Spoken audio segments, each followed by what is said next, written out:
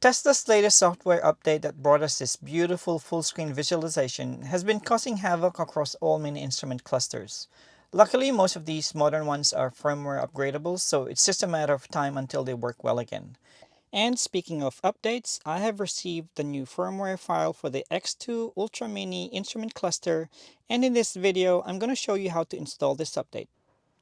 Before going through the upgrade process, I just want to talk about two things that makes this X2 unique. First one being it's got a different interface than the rest. It uses a USB-C port and it has no memory slot like the others. Second, to do a firmware upgrade process, you need a software for this. Which leads me to the next topic. What do you need to get this upgrade done? Well, number one, you need a Windows computer. The software that they provided only runs on Windows. It's an executable. So in my case, this is a Windows 10 computer. Wake up. And also a USB-C to USB-A data cable. Now, I had to hack this USB-C cable because the USB port on the X2 is deeply seated. If you can see, I've hacked off that part because it's interfering with how deep I can connect it. I tried using a USB-C to USB-C interface cable, but the software didn't seem to recognize the X2 that's connected. So I know this one supports data, so it's not the cable that's the issue. I think it's the software. The way it's written is that it only recognizes, I guess, a USB-A interface. So I have this. This is actually for my Rode wireless microphone. I had to hack that off to make it fit. And of course, the software you need, if you haven't done so already, just check out the description box in the video and go ahead and download that before proceeding.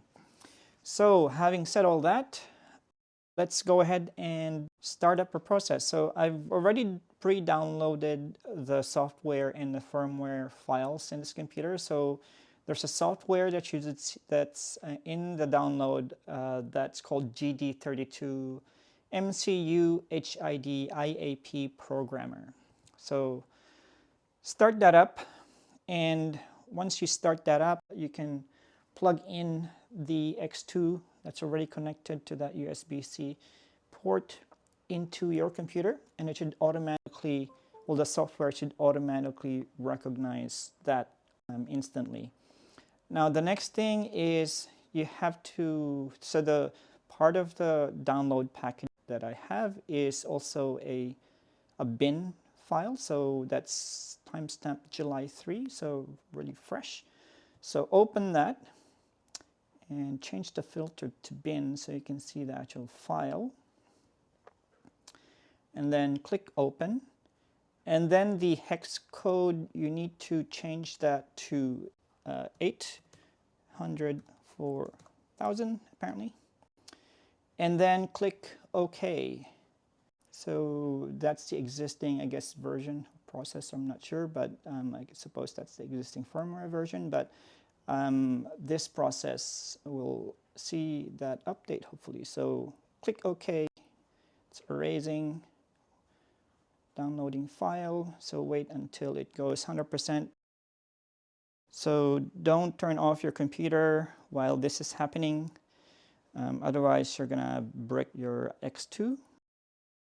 Let's go ahead and zoom in a bit. I don't see any display on the X2, so it's all black all throughout the process. We're almost there, 65%.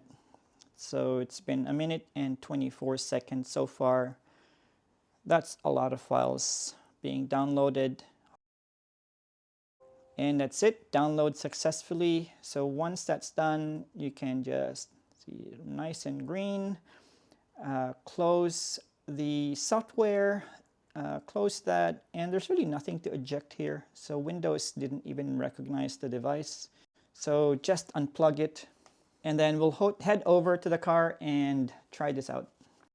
Okay, so now I'm back in the car and I'm just gonna plug this in. So I've got the USB-C interface cable here. I'm just gonna plug that in. And at least it's booting up. And so now that the car is turned on, you can see the battery percent and the remaining charge is sort of accurate. Sometimes these, like for example, right now it's 413 kilometers and it's sitting at 100% because I just did my 100% charge for the week. And you can see here it's although it's about a kilometer off, normally sometimes these mini instrument clusters are have that rounding errors, but it looks like it's fixed the issue. It's not at least showing 76% all the time. So let me just set that on the dashboard here. So let me just cycle through the features. So I'm currently on park. So if I go drive, indicate, it's still showing that animated indicator, which is slow. And if I do a hazard right here, it still does a hazard. Just cycling through all the gears. I'm on reverse. If I go neutral and I go drive and I go park. So it looks like this contender is ready to fight another battle with the next Tesla software update. So big thanks to the team at VJoyCar who supplied this firmware update. A bit late to the party, but a welcome update nonetheless.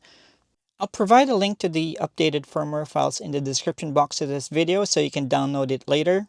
If you have any questions or comments about this firmware update process, just pop them in the comment section down below or write me an email at autos.gizmos@gmail.com and I'm more than happy to answer those questions. If you enjoyed this video, make sure to click the like button, and if you're not yet a subscriber, I create detailed DIY car videos, so if you're into those kinds of content, make sure to subscribe to my channel so you don't miss any of my future updates. Thanks for watching and see you on the next one.